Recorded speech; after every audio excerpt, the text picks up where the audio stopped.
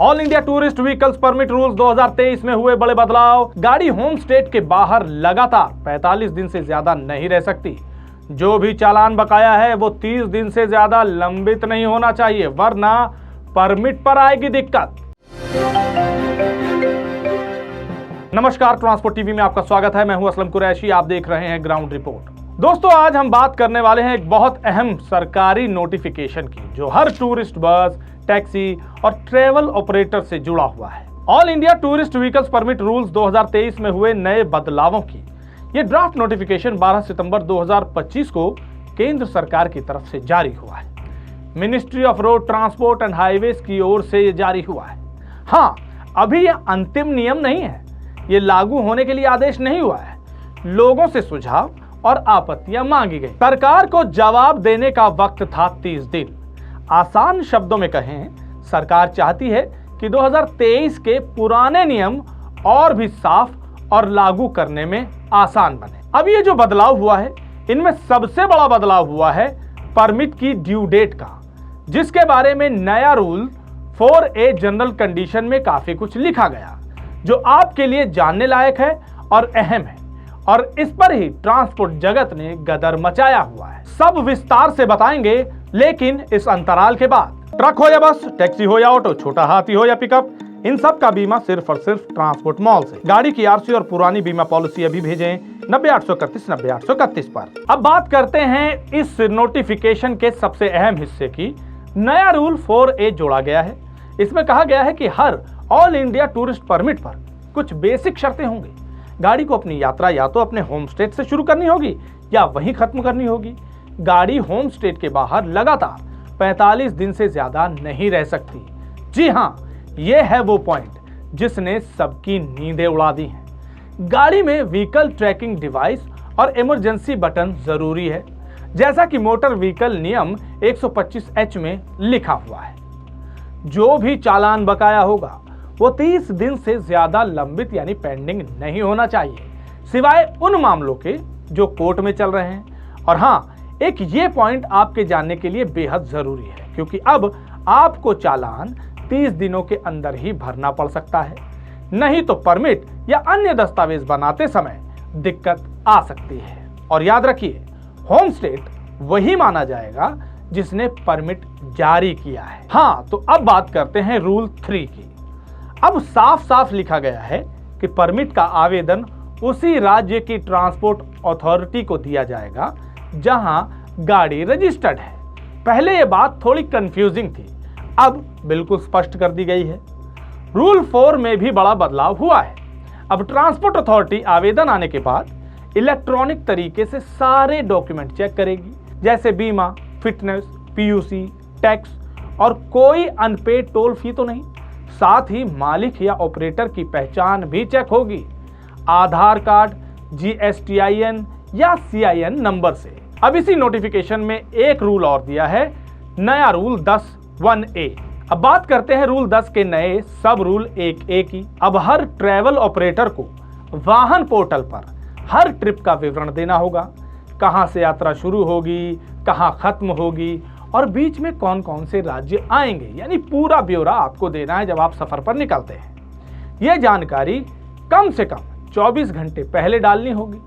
अगर रूट बदलना है वो भी 24 घंटे पहले अपडेट करना होगा। यानी अब ऐसा नहीं होगा कि आप चुपचाप आए, गाड़ी में बैठे, पैसेंजर बिठाए और चल दिए अपनी मंजिल पर। नहीं, अब हर इंफॉर्मेशन आपको वाहन पोर्टल पर डालनी होगी। फॉर्म 1 में बदलाव। अब फॉर्म 1 में भी बदलाव किया गया है। पहले सिर्फ नाम देना होता था, अब पता भी देना जरूरी है। अगर व्यक्ति है तो आधार नंबर, यानी कोई इंडिविजुअल या एक व्यक्ति है तो आधार नंबर लगेगा, और अगर कंपनी है तो CIN या GST नंबर देना होगा।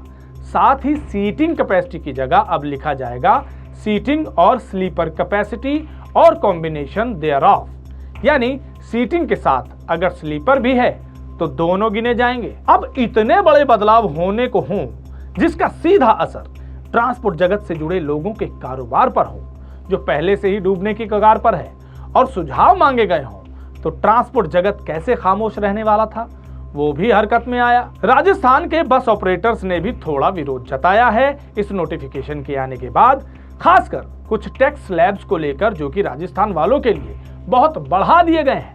बस ऑपरेटर्स राजस्थान की तरफ से पत्र भी लिखा गया है।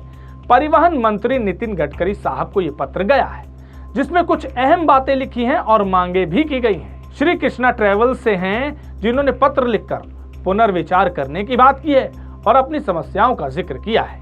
चलिए बताते हैं कि क्या उन्होंने लिखा और क्या मांगे की। सरकार ने ये जो AITP यानी ऑल इंडिया टूरिस्ट परमिट वाला सर्कुलर निकाला है, उसमें कुछ ऐसी बातें हैं जिनसे बस वालों को बहुत दिक्कत हो रही है। ये कहना है श्री कृष्णा ट्रेवल्स का। पहली दिक्कत उन्होंने बताई है, जो कि असली दिक्कत है, टैक्स का झंझट और फर्क। समस्या बसों के चलने की नहीं है, समस्या है हर राज्य में अलग अलग टैक्स रेट की।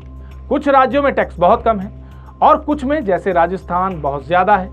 इस वजह से बस मालिक अपनी बसें दूसरे राज्यों में चला रहे हैं, क्योंकि अपने राज्य में चलाना महंगा पड़ रहा है। उदाहरण के लिए, मासिक टैक्स अरुणाचल प्रदेश में 980 रुपए, नागालैंड में 4500 रुपए, झारखंड में 6000, छत्तीसगढ़ में 6480, बिहार में 6000, मध्य प्रदेश 7200, उत्तर प्रदेश 8640 रुपए, गोवा 9900 रुपए और राजस्थान 44000 रुपए। लास्ट आपने सुना, गोवा 9900 रुपए और राजस्थान में 40000 रुपए। यानी बाकियों में अगर आप देखें तो इतना बड़ा अंतर राजस्थान में आ गया है। अब बताइए, ऐसा फर्क क्यों? काम तो सभी एक जैसा कर रहे हैं, एक ही गाड़ी, एक ही काम, लेकिन टैक्स में इतना फर्क। अब सबके मन में आ रहा होगा कि क्या राजस्थान में बस चलाना गुनाह है? राजस्थान वाले तो यही कहेंगे ना। इसलिए मांग यह है कि सारे राज्यों में टैक्स एक जैसा या लगभग बराबर किया जाए। AITP परमिट हर जगह नहीं चलता। नाम तो रखा है ऑल इंडिया टूरिस्ट परमिट, पर असल में ये ऑल इंडिया नहीं है। बहुत से राज्यों में ये परमिट चलता ही नहीं है, जैसे ओडिशा, तमिलनाडु, जम्मू, झारखंड आदि। तो भाई, अगर परमिट सारे भारत में मान्य नहीं, तो फिर ऑल इंडिया कहने का मतलब क्या है? 45 दिन वाला नियम ये काम के लायक ही नहीं। नए सर्कुलर में कहा गया है कि हर बस को 45 दिन के अंदर अपने राज्य लौटना जरूरी है। अब सोचिए, कुछ राज्यों में ना तो पर्यटन की जगह है, ना ही कोई बड़ा धार्मिक स्थल, तो वहां की बसें कहां जाएं? 45 दिन का ये नियम व्यवहार में लागू ही नहीं हो सकता। चालान का झंझट। बस मालिक कहते हैं हम चालान 30 दिन में नहीं 25 दिन में भी भरने को तैयार हैं, पर दिक्कत यह है कि दूसरे राज्य वाले फर्जी चालान बना देते हैं। उनका मकसद सिर्फ राजस्व बढ़ाना होता है, ना कि असली गलती सुधारना, जो कि हम अमूमन देखते भी हैं। ये बस ऑपरेटरों के लिए सबसे बड़ी सिरदर्दी बन गई है। अगर चालान अपने ही राज्य में बने तो बात साफ और निपटारा जल्दी हो सकेगा। आखिरी बात, सबके लिए बराबरी चाहिए। बस ऑपरेटरों की एक ही मांग है, एक समान टैक्स और साफ सिस्टम पूरे देश में। इससे झगड़े कम होंगे, फर्जी चालान बंद होंगे और सरकार की साख भी बढ़ेगी। अब सीधी बात, उनका कहना है कि हम बस वाले कोई कानून तोड़ना नहीं चाहते, बस इतना चाहते हैं कि नियम सबके लिए बराबर हों और काम ईमानदारी से चल सके। निजी बस ऑपरेटर ने भी कुछ अहम बातें पत्र के जरिए लिखकर सुझाव भी दिए और मांगे भी की हैं। कुछ अहम बातें जो उनकी द्वारा लिखी गई, देख सकते हैं आप। सब्जेक्ट लाइन, निजी बस ऑपरेटर की समस्या समाधान हेतु सुझाव। सुझाव नंबर 1 ये है कि जब किसी राज्य का वाहन दूसरे राज्य के महामार्ग से गुजरता है तो ऑनलाइन चालान काट लेते हैं। इसके लिए बस ऑपरेटर को अन्य राज्य एवं नए जिलों में भागदौड़ लगानी पड़ती है तथा काफी परेशानी का सामना करना पड़ता है। आखिर में बस ऑपरेटर परेशान होकर मध्यस्थों की भारी रकम चुकाकर मजबूर हो जाता है। इसमें सुधार करने की जरूरत है।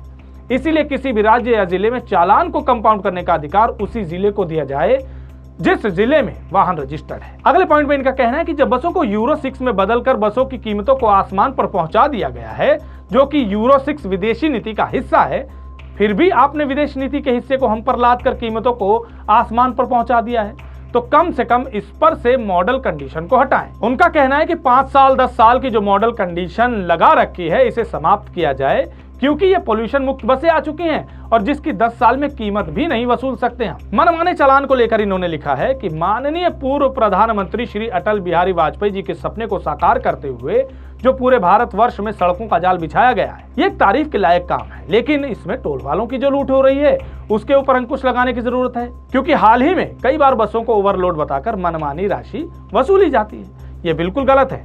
इसको बंद करने की कृपा करें, ये गुजारिश की है। आगे इन्होंने लिखा है कि राजस्थान एवं अन्य प्रदेशों के द्वारा किसी भी तरह का बहाना लेकर ऑपरेटर पर ओवरलोड का दबाव बनाया जाता है तथा मनमाना जुर्माना लिया जाता है, क्योंकि पुराने कानून के कारण चेसिस की लंबाई 60 फीट तक पीछे बढ़ाने का नियम है, जबकि पुराने जमाने में कमजोर इंजन होता था। यात्री लोग कम सामान ले जाते थे और बस के ऊपर कैरियर होने से कुछ सामान यात्री का बस की छत पर रख दिया जाता था, लेकिन अब बस की छत से कानून के तहत कैरियर हटा दिया गया है, जो कि यात्रियों के सामान रखने में भारी परेशानी आती है, जिससे बस ऑपरेटर मजबूर होकर लंबी डिग्गी बनाने के लिए कुछ पीछे की साइड की तरफ बढ़ा देता है। इसके कारण परिवहन विभाग के अधिकारी आए दिन ब्लैकमेल करके मनमानी वसूली करते हैं और इसके लिए उन्होंने छूट मांगी है कि इसको भी बढ़ाने का कहीं ना कहीं आदेश दिया जाए या इन पर रहम किया जाए। इससे उनका लिखना है कि परिवहन विभाग में भ्रष्टाचार की गुंजाइश में भी कमी आएगी। एक अहम मांग उन्होंने ये की है आखिर में कि हर राज्यों में एक प्रदेश ट्रांसपोर्ट कमेटी बनाई जाए, जिसकी माह में एक बैठक रखी जाए, जिससे आए दिन आने वाली परेशानी को समझा जाए और उसमें सुधार किया जाए, जिससे भारत की जनता को अच्छी और गुड पब्लिक ट्रांसपोर्ट की सुविधा मिल सके, जिससे जनता के बीच में पार्टी और सरकार की छवि को चार चांद लग सके। मतलब कि हर तरफ से ट्रांसपोर्ट जगत पर पहले ही मुसीबत बनी हुई है, उस पर भारी भरकम टैक्स का बोझ, और अब ये नए कानून जिसमें चालान भरने के दिन में कटौती उनके लिए बड़ी मुसीबत बनेगी। जिनका चालान लाखों में कर दिया जाता है उनके लिए खासकर कुछ टाइम मिल जाता था तो आसानी होती थी। ऐसे ही 45 दिनों में अपने राज्य में वापस आने वाली डेडलाइन ये सिर पर तलवार लटकने जैसा है। अगर आप ट्रैवल बिजनेस में हैं या टूरिस्ट परमिट से गाड़ियां चलाते हैं तो इस नोटिफिकेशन को जरूर पढ़ें। हम आपको आगे भी अपडेट देंगे जब ये नियम फाइनल हो जाएंगे। आप अपनी राय हमें कमेंट सेक्शन में लिखकर जरूर बता सकते हैं कि इस खबर को सुनने के बाद आपके क्या विचार हैं। अगर आपने अभी तक हमारा यूट्यूब चैनल सब्सक्राइब नहीं किया है तो चैनल को सब्सक्राइब कर लें। फेसबुक और एक्स पर भी आप हमें फॉलो कर सकते हैं। ट्रांसपोर्ट टीवी देखने के लिए धन्यवाद।